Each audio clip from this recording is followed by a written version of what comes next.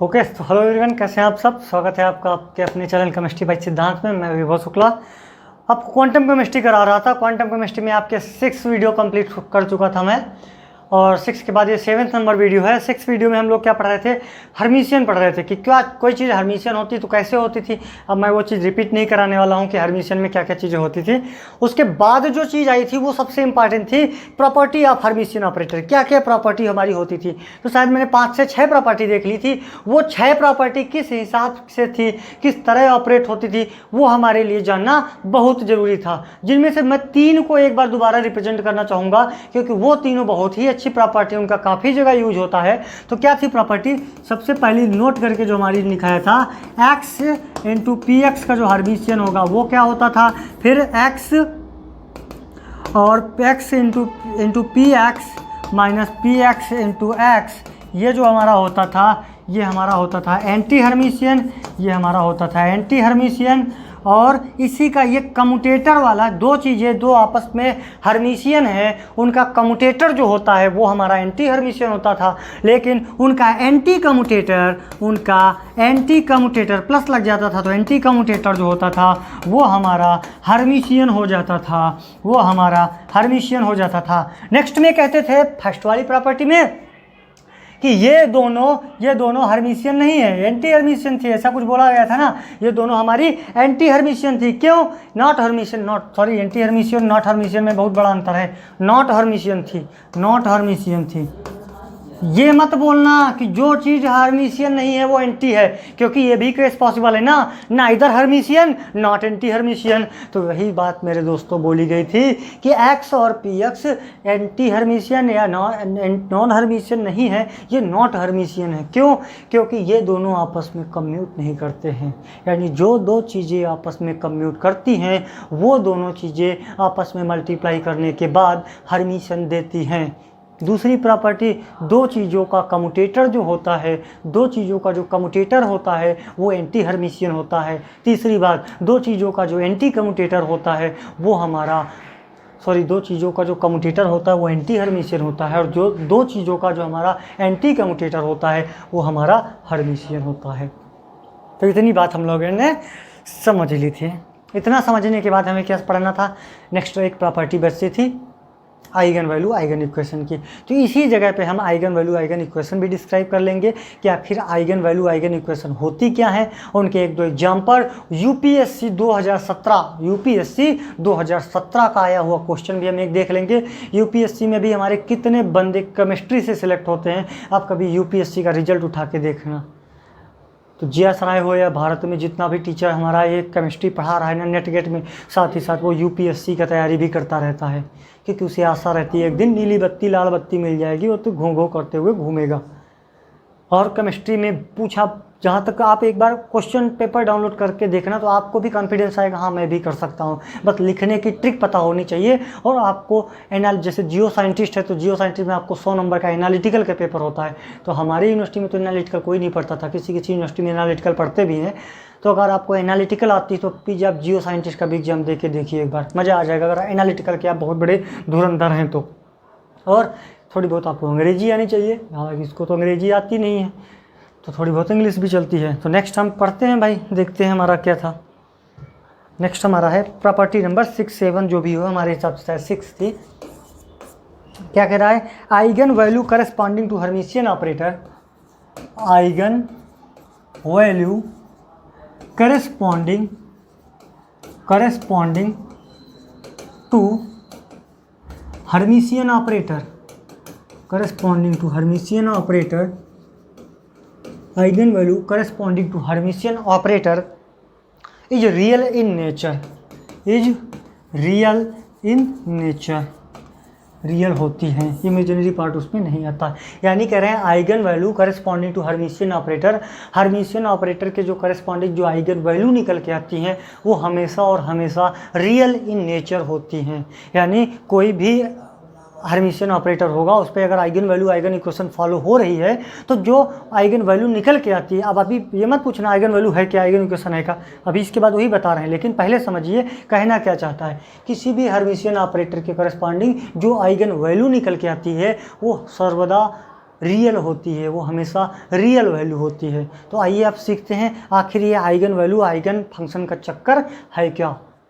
तो चक्कर है कहीं, इसका तो चक्कर है, इसका तो चक्कर है कहीं भाई, चक्कर।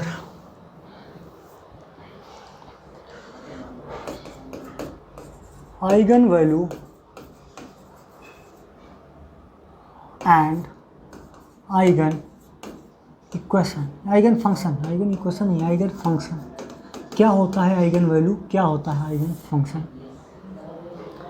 ठीक है, तो देखो आइगन वैल्यू क्या होता है, आइगन फंक्शन क्या होता है। ऑपरेटर आपको पढ़ा दिए गए हैं, प्लीज़ अच्छे से ऑपरेटर पढ़िएगा, प्लीज़ अच्छे से कम्यूटेटर पढ़िएगा, और प्लीज़ करके हर्मिशियन की प्रॉपर्टी अच्छे से फॉलो करिएगा। 7 नंबर वीडियो में चल रहे हो, 40 से 45 लेक्चर आपको मिलेंगे छोटे छोटे, ज़्यादा बड़े लेक्चर बनाना पॉसिबल भी नहीं है क्योंकि कैमरे के सामने अकेले चिल्लाना मुश्किल पड़ता है। देखो भैया क्या होता है, अरे कोई फंक्शन था, इस फंक्शन में हमने ऑपरेटर लगा दिया, इस फंक्शन में हमने ऑपरेटर लगा दिया। सुनना, कोई फंक्शन था, इस फंक्शन में हमने ऑपरेटर लगा दिया, फंक्शन में हमने ऑपरेटर लगा दिया, वही फंक्शन फिर से मिला। क्या, न्यू फंक्शन नहीं मिला, जो फंक्शन था वही फंक्शन मिला, आगे कोई वैल्यू मिल गई, आगे कोई वैल्यू मिल गई। सोच समझ देख, कोई फंक्शन था उस पे मैंने ऑपरेटर लगाया, जो फंक्शन था वही मिल गया, जैसे थे वैसे रहना, वही मिल गया, जो फंक्शन था वही रिपीट हो गया जी। सिर्फ अपने आगे 1-2 चीज़ें ले, ना गलत ना बोलना, अश्लील बातें नहीं करनी है पे। जो फंक्शन था वही फंक्शन मिल गया, बस अपने आगे पीछे एक वैल्यू लेके आ गया वो। अब इसी फंक्शन को आइगन फंक्शन बोलते हैं, चाहिए फंक्शन हो चाहिए, क्योंकि दोनों फंक्शन सेम है। इसी फंक्शन को आइगन फंक्शन बोलते हैं, और जो वैल्यू मिली उसे आइगन वैल्यू बोलते हैं, और टोटल इक्वेशन को eigen function eigen value equation बोलते हैं। लिख ले, ये बात भी तू तो मासूम है ना, भूल जाता है मैं। हाँ सर, आप ना लिख के बता दिया करो बस। फंक्शन को क्या बोलेंगे सर इसको आइगन फंक्शन बोलेंगे। अच्छा जी सर जो ये वैल्यू आती है ना, इसको हम आइगन वैल्यू बोलते हैं। तू PDF नहीं देता है, वीडियो में चिल्लाता है मैं दे दूंगा, कब देगा तू, मुझे तो पता ही नहीं चलता, तू देगा भी। तू तो झूठे वादे न जाने किस से करता होगा। नहीं जी मिलेगा, बस टाइम नहीं है, थोड़ा इधर दिन रात वीडियो बना रहा हूँ, शूटिंग पे निकला है आजकल ये आदमी, शूटिंग पे। इसको क्या बोलते हैं, इसको बोलते हैं eigenvalue, eigen function, equation. बस क्या था इसमें भाई, कुछ भी तो नहीं था। अब इसमें जो है वो तुझे अब दिखाई पड़ेगा। इसका एग्जाम्पल देख, तूने लगा दिया e⁻²x पे d/dx, ये क्या है, ऑपरेटर है। ये क्या है, ऑपरेटर है। ये क्या है, ये फंक्शन है। फंक्शन पे ऑपरेटर ऑपरेट होता है, करा ले ऑपरेटर। e⁻, किसी भी चीज़ का डिफ्रेंशिएशन करने पर वही मिलती है, और उसके ऊपर जो लिखा होता है उसका d/dx फिर से हो जाता है बस। तो e⁻²x पे d/dx लगाओगे तो e⁻²x तो मिलेगा। मल्टीप्लाई लगाने के बाद d/dx ऑफ 2x तुझे करना पड़ेगा। अब इधर से तू नीचे आ गया, e⁻² लिख दिया, और 2x पे जब d/dx लगाया तो 2 आ गया, यानी तेरे को मिल गया 2e⁻²x। चला कहाँ से था, d/dx e⁻²x, यहाँ से चला था। सोचना, 3 केस तेरे को बताऊंगा, सारी चीज़ें तेरे को क्लियर हो जाएंगी जो तुझे दिक्कत आती है। तो e⁻, जो फंक्शन जैसे थे वैसे रहना, मेरे हो मेरे रहना, जो था वही है, आगे कोई वैल्यू मिल गई है। ये जो वैल्यू आई इसको आइगन वैल्यू बोलते हैं। आइगन वैल्यू कितनी है, 2 है। इसको आइगन फंक्शन बोलते हैं, टोटल को eigen value eigen function equation बोलते हैं। चीज़ें कितनी सरल है, तू झूठ में तो नहीं पढ़ा रहा, कठिन चीज़ें तू स्किप कर दे रहा हो, मुझे बेवकूफ़ बना रहा हो। नहीं जी आपके पास यूट्यूब में बहुत सारे क्वांटम मैकेनिक्स वाले वीडियो पड़े होंगे, आप सबसे मिलाना, क्या चीज़ें छूटी क्या चीज़ें मिली। तेरे पास चार्ट होगा जिसमें सिलेबस लिखा होगा, वो सिलेबस काउंट करना। किसी झूठे आदमी पे ऐसे विश्वास नहीं करते हैं किसने सब पढ़ा दिया, ना जी, सब नहीं पढ़ाया जाता। ऑफलाइन में नहीं पढ़ाया जाता तो ऑनलाइन में कैसे पढ़ा दिया जाएगा। जो आया है पेपर में बस उतना पढ़ाया जाता है। मैंने सच्चाई तेरे को बता दी थी। नेक्स्ट क्वेश्चन लिखा है यूपीएससी 2017। अरे मुझे तो नेट का पेपर देना है, तू यूपीएससी क्यों करा रहा है। d/dx 6e⁵x। बताओ जरा इसमें आइगन वैल्यू कितनी आएगी, इसमें आइगन वैल्यू कितनी आएगी। 1 मिनट का तेरे पास टाइम है, तुझे पता तो चले यूपीएससी में पूछा कैसे जाता है। यूपीएससी 2017 बता दे अगर समझ में आ गया तो कर दे इसको। अब ये आदमी थोड़ी देर बैठ गया, देख तेरे सामने बैठा है आदमी, देख ना दिख रहा हूँ मैं दिख रहा हूँ, बोल दे क्या होगा इसमें। कर ले भाई कर ले, 1 सेकंड का मैं टाइम दे रहा हूँ, थोड़ा मैं भी थक गया हूँ, सोच लेता हूँ। तेरे को क्या लग रहा है d/dx ऑफ e⁵x है, d/dx ऑफ e⁵x है, आगे मल्टीप्लाई 6 है। तू डिफ्रेंसिएशन करेगा, डिफ्रेंसिएशन करने के बाद क्या पूछा है तेरे से क्या पूछा है, तेरे पूछा है आइगन वैल्यू कितनी आएगा। तो बिल्कुल इजी सा क्वेश्चन था, इसमें पूछा क्या था, d/dx ऑफ 6e⁵x। तो ये 6 तो 6 ही है, e⁵x का e⁵x आएगा, इंटू जब d/dx कर देंगे तो हमारा 5x का होगा, तो फिर ये 6 और d/dx ऑफ 5x का 5 आ जाता, तो ये 5 आगे आ गया, e⁵5x आ गया, यानी 6 × 5 30 और e⁵5x, यानी हमारा आइगन वैल्यू कितना आया 30। तुझे क्या लगता है यूपीएससी वाला ऐसा पूछेगा क्या, तुझे क्या लगता है यूपीएससी वाला ऐसा पूछेगा क्या। बिल्कुल नहीं पूछेगा जी। 30 कैसे आ जाएगा, जैसे 30 तूने भी निकाला, मैंने भी जब पेपर नहीं दिया मैंने यूपीएससी कभी। जब मेरे गुरुजी ने मुझसे भी पूछा था, मतलब पूरी क्लास में हम लोग खट से बोला 6 × 5 56 30 गलत था ये। क्या होगा फिर गलत था तो, यही तो तुझे सिखाना है, मास्टर बन जाएगा तू फिर। देख कैसे d/dx ऑफ 6e⁵x, 6 आगे ले ले तू, ले लिया। अब ये बचा d/dx ऑफ e⁵5x। अब ये 6 d/dx ऑफ e⁵5x को होता है e⁵5x into d/dx of 5x। अब ये आ जाएगा 6 इंटू e⁵5x और इंटू 5। अब क्या बचा ये आ गया 5, ये 5 आगे आ गया, फिर इंटू 6e⁵5x। क्या लेके चले थे, d/dx ऑफ 6e⁵5x। फंक्शन क्या था 6e⁵5x। तो पहले तू फंक्शन को तो रिपीट करा ले, तो 6e⁵5x रिपीट हुआ। अब आइगन वैल्यू दिख रही होगी, क्या आ रही है, आइगन वैल्यू 5 आ रही है, आइगन वैल्यू 5 आ रही है 5। अगर तू 6 का मल्टीप्लाई करा देगा ना तो फंक्शन ही रिपीट नहीं हो रहा, तू तो 6 खा गया उसका, इसलिए 6 × 5 30, 6 × 5 30 नहीं करना तेरे को, तुझे फंक्शन रिपीट कराना है पहले। तो फिर तूने फंक्शन को रिपीट करा दिया। कैसे रिपीट कराया, 6e⁵5x, क्योंकि फंक्शन में ही था, 6 उससे जुड़ा हुआ था। यार पता नहीं समझ पा रहे हो कि नहीं, क्या अकेले मज़ा नहीं आता, लाइव होता तो चिल्लाने में मज़ा भी आता। तीसरा एग्जाम्पल और क्लियर कर ले थोड़ा। तू हाँ भी नहीं बोल सकता, ना भी नहीं बोल सकता, मैं ही चिल्लाऊँ, मैं ही करूँ, मैं ही पढ़ूँ, मैं ही पेपर दे आऊँ, तू क्या करेगा, इसको बताना है। कर बढ़िया क्वेश्चन, 3 क्वेश्चन ही है तेरे लाइफ के, बस 3 क्वेश्चन करेगा, तेरा कॉन्सेप्ट डेवलप हो जाएगा तेरा कॉन्सेप्ट। कर भैया कर, देख क्या रहा है, कर देना इसको। जब इसके ऊपर d/dx लगाया गया तो ये आ गया e⁻−ax² और इंटू d/dx ऑफ माइनस का ax², इतना कर दिया। तो देख e⁻−ax² तो पहले आ गया, इसका -a बाहर आएगा, तो ले मैंने -a यहाँ लिख दिया, और x² का आता है 2x, तो हम इसको लिखेंगे -2ax e⁻−ax²। अब बता पहले कि क्या, अब ये किसके बराबर, किसको निकाल के आया हो, d/dx ऑफ e⁻−ax²। पहले तो ये बता दे क्या ये eigen value eigen function equation है, अगर है तो इसका आइगन वैल्यू कितना है, इसका आइगन फंक्शन कितना था, बता दे, सोच ले, देख ले। हट रहा हूँ, ये आदमी हट रहा है। देख, तुझे क्या बताना है कि क्या यह equation eigen value eigen equation को फॉलो करती है? तो हाँ जी करती है, क्योंकि यहाँ लिखा है e की पावर माइनस ए एक्स स्क्वायर, और यहाँ भी तो e की पावर माइनस ए एक्स स्क्वायर हो गया। इसका जो आइगन वैल्यू है जी सर, वो माइनस का 2ax हो गया। तो हाँ जी आपने ये बताया, आप बेहद खूबसूरती के साथ आंसर दिए हो, और उतना ही खूबसूरती के साथ आपका आंसर गलत मान लिया जाएगा।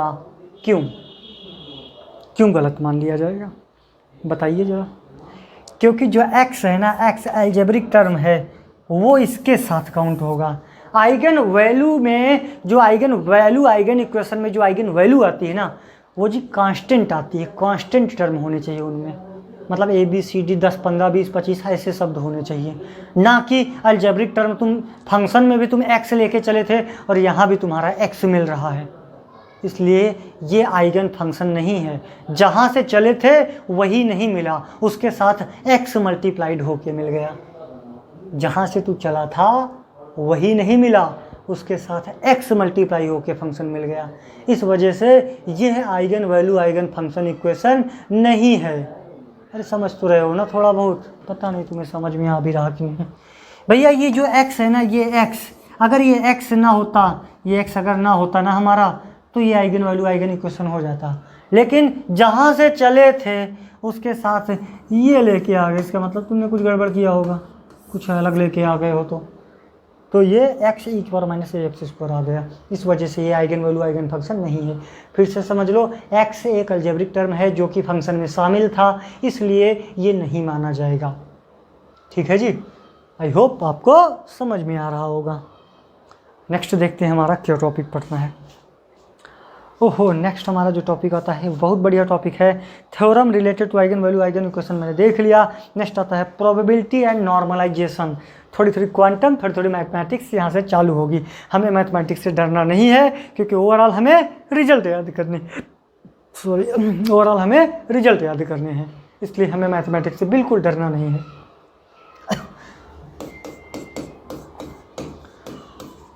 प्रोबेबिलिटी एंड नॉर्मलाइजेशन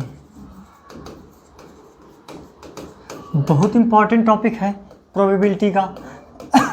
बहुत सारे क्वेश्चन प्रोबेबिलिटी से आए हुए हैं, प्रोबेबिलिटी से बहुत सारे क्वेश्चन आए हुए हैं। कुछ एक दो शॉर्ट ट्रिक जो हम लोगों को पता है वो शॉर्ट ट्रिक देखेंगे, जिनको देखने के बाद हम अपना क्वेश्चन डायरेक्ट टिक मार देंगे। ठीक है, हम फार्मूले पे फोकस करेंगे, हमें डिब्बा बंद फार्मूला चाहिए बस। यानी हम मुंबई के डिब्बा वाला हो गए, डिब्बा वाला। हमें डिब्बा पे नज़र रखनी है कि हमारा डिब्बा वाला जो फार्मूला है वो हमारा बहुत इंपॉर्टेंट है। दुनियादारी भाड़ में जाए, हमको डिब्बा चाहिए, डिब्बा। तो तू बस वही देख, पूरी मैथमेटिक्स मेरे भाई किसी को नहीं करनी है, किसी को नहीं करनी है, तुझे डिब्बा देखना है, बस डिब्बा। तो वही डिब्बा दिखाऊंगा, शॉर्ट ट्रिक बताऊंगा, प्रोबेबिलिटी निकाल देगा तू, नॉर्मलाइजेशन तू निकाल देगा। पहली बात आती है प्रोबेबिलिटी की, तो सबसे फर्स्ट हेडिंग डाल ले प्रोबेबिलिटी। नॉर्मलाइजेशन अभी डिलीट कर दे, डिलीट कर दे। प्रोबेबिलिटी होती क्या है जी? प्रोबेबिलिटी होती क्या है जी? अकॉर्डिंग टू बोर्न इंटरप्रिटेशन, री इंटरप्रिटेशन बोर्न के अकॉर्डिंग। बोर्न थे ना, बोर्न, ओपेनहाइमर, क्या क्या नाम थे, बोर्न ने बहुत कुछ कलाकारी की थी। तो बोर्न के अकॉर्डिंग बताया गया कि किसी चीज़ का मतलब जो इलेक्ट्रॉन, ये जो पार्टिकल के बारे में पढ़ रहे हो ना, इसकी एग्जैक्ट पोजीशन तो हम बता नहीं सकते कि ये यहाँ है, ये यहाँ है, ये यहाँ है, ये यहाँ है। हम लोग इनको प्रोबेबिलिटी के टर्म में पढ़ते हैं। जैसे मैं इस कमरे में खड़ा होकर पढ़ा रहा हूँ, मेरे इस कमरे में पाए जाने की प्रोबेबिलिटी क्या है, ना कि ये कि मैं इस कमरे में कहाँ पे खड़ा हूँ, कब तक हूँ, ये सब नहीं पता है। लेकिन 24 घंटे में मेरी कितनी प्रोबेबिलिटी है कि इस कमरे में आता है, कैमरा के सामने खड़े होकर चिल्लाता है, इसकी एक प्रोबेबिलिटी है। ना कि ये कि कल मैं इसी टाइम पे रिकॉर्ड करूँगा या आज इसी टाइम पे रिकॉर्ड कर रहा हूँ, ये चीज़ गलत है। लेकिन ये एक प्रोबेबिलिटी कि ये आदमी 24 घंटा में लगभग 20% इसकी प्रोबेबिलिटी है कि इस कमरे में जाएगा। 24 घंटे में 20% की प्रोबेबिलिटी इस कमरे में जाएगा। तो ये चीज़ होती है प्रोबेबिलिटी। अब तू केमिस्ट्री में बता दे, अपना रिकॉर्डिंग तो हर जगह ठोका करता है तू। केमिस्ट्री में होता है कोई रीजन होता है, जैसे पार्टिकल इन बॉक्स पढ़ेंगे अभी, तो हमें क्या पता, एक बक्सा है, वो 0 से L है, 10 से 20 है, कितने सेंटीमीटर कितने किलोमीटर का है, एक बक्सा है। उस बक्से में इलेक्ट्रॉन की पाए जाने की, पार्टिकल की पाए जाने की प्रोबेबिलिटी कितनी है, ये सीखना है भाई। जब किसी चीज़ की अब सोच अच्छा कि क्वांटम में प्रोबेबिलिटी कहाँ से पढ़ाने लगा, वो तो इंटर में पढ़ता था, 12th में ना जी। आप किसी चीज़ की स्टडी करने जा रहे हैं और जब वो चीज़ वहाँ होगी ही नहीं तो घंटा स्टडी करोगे उसकी। हाँ, अब आप क्वांटम पढ़ने जा रहे हो, क्वांटम के 7-8 क्वेश्चन आते हैं और मैं कह दूँ इसकी पाए जाने CSIR के पेपर में पाए जाने की प्रोबेबिलिटी 0 है, पढ़ोगे क्या क्वांटम? छोड़ दोगे तुरंत। लेकिन जब से बताया कि 25 से 35 नंबर के बीच में आती है, ओहो कलाकारी है इसमें, पढ़ना है इसको, क्योंकि उसकी प्रोबेबिलिटी है आने की, ना कि एक एग्जैक्ट है। तो इसीलिए जब तक किसी चीज़ की प्रोबेबिलिटी नहीं होगी, यानी अभी तक हमने जो बेसिक ग्रामर सीख ली थी वो सीख चुके हैं। क्या क्या? अब मेन क्वांटम यहाँ से चालू होगी, अभी पोस्टुलेट्स आएंगे। अभी तू बेसिक ग्रामर सीखा है। हाँ, क्वांटम में हर्मिशियन नाम की कोई चीज़ होती है, कोई ऑपरेटर नाम की कोई चीज़ होती है, कोई कम्यूटेटर नाम की कोई चीज़ होती है, उनकी सबकी थ्योरम होती हैं, आइगन वैल्यू आइगन फंक्शन नाम की कोई चीज़ होती है। ये सब चीज़ें बेसिक चीज़ें थी। अब धीरे धीरे तू क्वांटम की तरफ बढ़ रहा है, क्वांटम की तरफ बढ़ रहा है मतलब चीज़ें सीख रहा है कि अच्छा हमें पार्टिकल के बारे में स्टडी करनी है तो पहले ये तो बता दो कि पार्टिकल की पाए जाने की प्रोबेबिलिटी क्या है। और यकीन मानो जितने भी वीडियो देखे हैं उसमें पोस्टुलेट्स के पहले अगर किसी ने प्रोबेबिलिटी बताया हो तो मुझको बताना, हमारे गुरुजी को छोड़ के। अगर किसी ने प्रोबेबिलिटी बताई हो पहले, सारे प्रोबेबिलिटी बॉक्स के बाद में करवाते हैं। यार तुम किसी जगह को पढ़ने जा रहे हो, किसी के घर मिलने जा रहे हो, अपनी गर्लफ्रेंड से मिलने जा रहे हो, उसको पार्क में आने की प्रोबेबिलिटी नहीं है। उसकी मम्मी पापा ने रोक लगा दी कि ना बेटा तुझे नहीं जाना उस लड़के से मिलने। जब प्रोबेबिलिटी नहीं है तो मैं सच धज के अपने घर से क्यों निकलूँ? इसीलिए सबसे पहला पॉइंट आया, अब तू सिस्टमैटिक ढंग से पढ़ रहा। अगर तूने मेरे स्टैटिस्टिकल की वीडियो देखे होंगे ना तो गारंटी बता रहा हूँ अगर स्टैटिस्टिकल अगर आपको किसी ने पढ़ा दी, जैसे आपको सिद्धांत सर ने जो बायो इनऑर्गेनिक पढ़ाई ना जितने खतरनाक ढंग से, अगर वैसी बायो इनऑर्गेनिक कोई पढ़ा दी तो बताना। तो वैसी स्टैटिस्टिकल अगर आपको किसी वीडियो में दिखे, आपको लोग इतना कॉम्प्लिकेटेड ढंग से पढ़ाएंगे ना कि चीज़ें वही बताएंगे, दिमाग चकरा जाएगा कि कहना क्या चाहता है। लेकिन हम लोगों ने शुद्ध देसी भाषा में समझाया है। तो शुद्ध देसी भाषा में अब तू ये भी समझ कि ग्रामर के जो 4-5 टर्म से पहले वो मैंने सीखे, उनकी इक्वेशंस क्या क्या हो सकती थी वो सीखा। अब तू बढ़ रहा है अपने पार्टिकल की तरफ। अब जब किसी चीज़ की पार्टिकल की तरफ बढ़ेगा तो सबसे पहला काम आता है कि ये पार्टिकल पाए जाने की संभावना कितनी है, प्रोबेबिलिटी कितनी है। इस कमरे में हमें पार्टिकल की स्टडी करना है तो इस कमरे में पार्टिकल के पाए जाने की संभावना बता दो, तो वो चीज़ समझना है। अब हम प्रोबेबिलिटी पढ़ रहे हैं, क्यों पढ़ रहे हैं आपको समझ में आ चुका है। समझाना दूसरे को भी इसी तरह। अच्छे अच्छे एग्जाम्पल देना गर्लफ्रेंड बॉयफ्रेंड वाले। हाँ तो अभी उसी एज में है, ज़्यादा भी बुलंदी वाली सोच मत रखा कर। जी लड़के के हिसाब से लड़के वाली सोच रखा करना, जो करता है वही सोच है मेरी। इसका मतलब तू तो गंदे काम करता। ना जी गंदे काम नहीं, मतलब जिस एज में हो वैसे एग्जाम्पल दो। अब अभी से मैं आपको बड़े टीचर की तरह 45 साल वाले टीचर की तरह एग्जाम्पल देने लगी तो बोलेगा छोटे मुँह बड़ी बातें। ऐसे जितना बड़ा मुँह उतनी बड़ी बातें कर। प्रोबेबिलिटी पढ़ रहे हैं, क्यों पढ़ रहे हैं कि अगर इस रीजन में हमको पार्टिकल की पाए जाने की संभावना देखना है तो इस रीजन में हम पूरा पढ़ लेंगे कि इसकी प्रोबेबिलिटी क्या है। वही प्रोबेबिलिटी निकालने में सिखाने जा रहा हूं आपको कि किसी भी रीजन में प्रोबेबिलिटी कैसे निकालते हैं। तो उसका फार्मूला होता है, क्या होता है, प्रोबेबिलिटी उसको पी से लिख सकता है तू। ये इंटीग्रेशन का सिंबल है, इंटीग्रेशन और लिमिट लगाई गई यहाँ पे, क्या लोअर लिमिट अपर लिमिट। डरना बिल्कुल नहीं है कि यार लिमिट क्या होती है यार, क्या ये डिफरेंशिएशन, कुछ भी नहीं है, सब सीखेगा समय के हिसाब से। तू लोअर लिमिट अपर लिमिट तू लगा देगा। मतलब कि जैसे मान लो कहा गया कि एक कमरा है, सबसे पहले पूछो कितने बाई कितने का कमरा है, कितने बाई कितने का कमरा है, तो बोले को 10 बाई 10 का कमरा है, उसमें विभव शुक्ला की जाने की प्रोबेबिलिटी बता दे। तो ये प्रोबेबिलिटी में जो अपर लिमिट लोअर लिमिट आती है ना, वो देहाती भाषा में कहते हैं कितने बाई कितने का, यहाँ upper limit to lower limit, मतलब कम रीजन से ज़्यादा रीजन की तरफ। इंटीग्रेशन मतलब टोटल उसने कवर कर लिया, इंटीग्रेट कर दिया टोटल को। घबराने का बिल्कुल नहीं मेरे भाई, घबराने का बिल्कुल नहीं।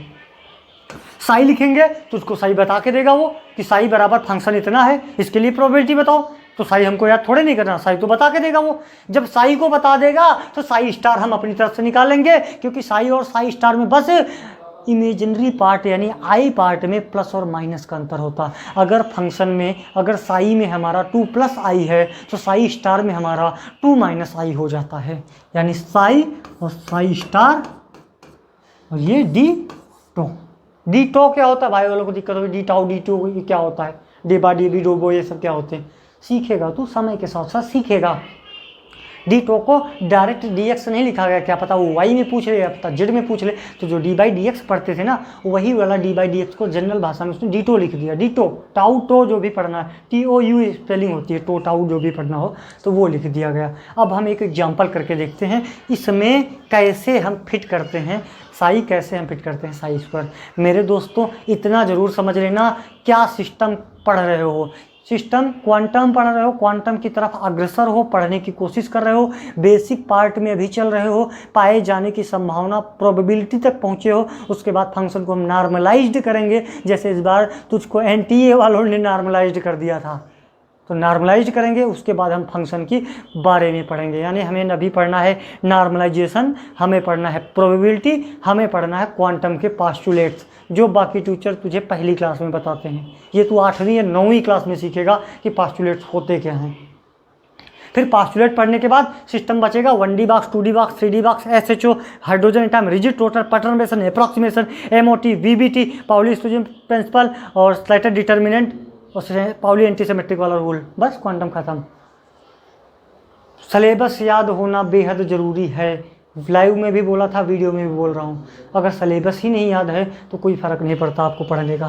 पढ़ते रहो इसी तरह, कई साल लग जाएंगे पढ़ते पढ़ते। JRF का जे मतलब जान निकाल लेना, नोट कर लेना, हल्के में कर ले रहे हो तो। साई बराबर √3x दिया हुआ है, निकालो इसका।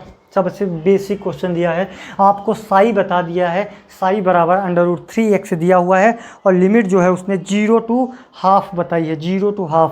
लिमिट भी वो देगा, लिमिट भी वो देगा। लिमिट दे रहा है वो 0 to 1/2, मतलब अपर लिमिट ये है, लोअर लिमिट ये है। उसने साई की वैल्यू दे दिया है क्या, √3x। लिमिट कितनी कितनी की याद करनी है, जो हमारे मेन फंक्शन है, SHO, particle in box, rigid rotor और हाइड्रोजन एटम। इन चारों को हम एक टेबल में बना के उनकी लिमिट, उनका फंक्शन, उनकी प्रोबेबिलिटी, ये सब एक टेबल में बनाएंगे। यानी जो 9-10 क्लास का तुम मटेरियल पढ़ोगे उसको एक पेपर में बना के आपको दिखाया जाएगा कि मेरे भाई ये 10 क्लासें फालतू की थी, हमें इतना याद करना है। ठीक है जी, देखो हाँ, तो हमें जब साई इक्वल टू उसने 3x दिया है और हमें जो लोअर लिमिट दिया है वो दिया है 0 और हमें जो अपर लिमिट दिया है वो हमें दिया है 1/2। मैथ वाले बच्चे को ये दिक्कत आ रही होगी कि ये इतना धीरे धीरे क्यों पढ़ा रहा है, क्योंकि मेरे भाई हमें बायो वालों को भी लेके चलना है। अगर आपको ये चीज़ें आती ही होंगी, छोटी चीज़ें हैं, तो आप पेशेंस रखिए, धीरे धीरे देखिए, सब कुछ आप भी देखिए।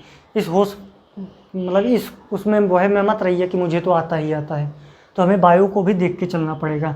तो हमारा क्या था, हमारा था साई इक्वल टू दिया हुआ है √3x हमारा दिया हुआ है। साई इक्वल टू √3x दिया हुआ है। पूछा क्या था, प्रोबेबिलिटी पूछा है, यानी कि साई स्टार साई D2 निकाल दो, हम ये निकालना था। तो यानी प्रोबेबिलिटी P इक्वल टू क्या निकलेगा, √3x into √3x into dx, और जो हमारी लिमिट दी हुई थी, लिमिट दिया हुआ है 0 to 1/2, 0 to L/2, 0 to 1/2 दिया हुआ था, सॉरी 0 to 1/2, इतना हमारा लिमिट दिया हुआ था। तो प्रोबेबिलिटी P इक्वल टू क्या आया, ये √3 का 3 हमारा बाहर आ गया और ये आया 0 to 1/2 और ये हमारा बचा कितना, x3। ये हुआ हमारा कितना 3 और ब्रैकेट के बाहर हुआ कितना, ये x की पावर सॉरी ये x² हुआ, तो x³/3। तो यानी अब यहाँ पे क्या आया 3/3 और ये आ गया हमारा x³। तो 3/3 से कैंसिल हुआ और ये 0 और 1/2, तो ये आ गया 1/8 माइनस का 0 बराबर आंसर 1/8। ठीक है ना। तो इस वीडियो में को ऐड करने का ये मतलब था, क्योंकि जो मैंने फर्स्ट वीडियो किया इसके पहले जो आप कंटिन्यू कर रहे थे उसमें हमने यहाँ पे माइनस लगा दिया। तो हम इस वीडियो को सही करते हुए और नेक्स्ट वीडियो में जो हमने 7वें और 8वें वीडियो में भी आपको यही बोला है बार बार, क्या √3x इक्वल टू -1/8 प्रोबेबिलिटी आती है, जबकि ये माइनस नहीं होगा। आप माइनस को सुधार लीजिए, मैंने माइनस को सही कर दिया। नेक्स्ट वीडियो या उसके नेक्स्ट वीडियो मैंने 1-2 जगह बोला हुआ है कि प्रोबेबिलिटी √3x इक्वल टू -1/8, तो आप प्लीज़ वहाँ पे 1/8 करके ही चलिएगा। Thank you so much. Next continue करते हैं। तो आई होप आपको कुछ चीज़ें समझ में आ रही होंगी। अभी हम इसका एक आधा एग्जाम्पल केमिस्ट्री की लैंग्वेज में करते हैं कि क्या क्या केमिस्ट्री की लैंग्वेज में हमारा इंपॉर्टेंस है। लेकिन अभी तक जो आपको सीखना है वो यही सीखना है कि हम किसी बॉक्स या SHO या हाइड्रोजन एटम जिसके बारे में भी पढ़ेंगे तो उस पार्टिकल की हम सबसे पहले प्रोबेबिलिटी जानेंगे कि आखिर उसमें, उस बॉक्स में या किसी भी रीजन में पार्टिकल की पाए जाने की प्रोबेबिलिटी क्या है। तो उस प्रोबेबिलिटी का जो फार्मूला था, integration of psi star psi d tau, ये हमारा फार्मूला था। साई हमको दिया रहेगा, 4 फंक्शन हैं, अगर वो पूछे जाएंगे, उनका लिमिट नहीं दिया होगा, वो हम आगे चारों फंक्शन कवर करेंगे। वो फंक्शन कौन कौन से हैं, उनकी प्रोबेबिलिटी क्या होती है। लेकिन जो अगर कोई नया फंक्शन दिया जाएगा जैसे इस तरह का, तो फंक्शन देगा, फंक्शन दे देगा तो साई स्टार हम अपने मन से निकालेंगे। कैसे निकालेंगे? आई से मल्टीप्लाई, आई का साइन चेंज करके, और उसके बाद हम उसमें लिमिट लगा देंगे, इंटीग्रेशन करेंगे, तो ये हमारी चीज़ निकल के आ गई। यानी कि -1/8% चांस है 0 to हाफ वाले रीजन में, जब फंक्शन हमारा -√3x होता है, यानी बिल्कुल भी चांस नहीं है, प्रोबेबिलिटी माइनस में आ गई। यानी ये हाइपोथेटिकल एग्जांपल था, सबसे लोवेस्ट क्लास का एग्जांपल आपको समझाने के लिए था। तो ठीक है प्यारे दोस्तों, इतना करिए। नेक्स्ट क्लास में हम थोड़ा केमिस्ट्री से रिलेटेड प्रोबेबिलिटी सीखेंगे कि मतलब केमिस्ट्री के पार्ट में हमारी प्रोबेबिलिटी क्या क्या होती है। वो चीज़ सीखने के बाद हम नेक्स्ट टॉपिक पे आएंगे नॉर्मलाइजेशन पे। नॉर्मलाइजेशन के आने के बाद फिर हम आ जाएंगे सीधा कहाँ पे, अपने पास्चुलेटिंग केमिस्ट्री पे, क्वांटम केमिस्ट्री पे। तो आई होप आप बार बार वीडियो देखिए, आप बार बार वीडियो देखिए। मैं यही बात फिर से बोल रहा हूँ, 4 से 5 बार वीडियो देखिए, आप बातों को समझिए, बातों को फील करिए, किस तरह काम हो रहा है, किस तरह केमिस्ट्री चल रही है। तो thank you so much video देखने के लिए। अगर आप लोग देख रहे हो, इस हद तक पहुँचे हों, पहुँचने के लायक बचे हों क्वांटम में, बाकी मेहनत करिए। क्वांटम गारंटी है, मैं करा दूँगा, अच्छे से कराऊँगा। आप अपने आप पे भरोसा रखिए और टीचर पे भरोसा रखिए। Thank you ji.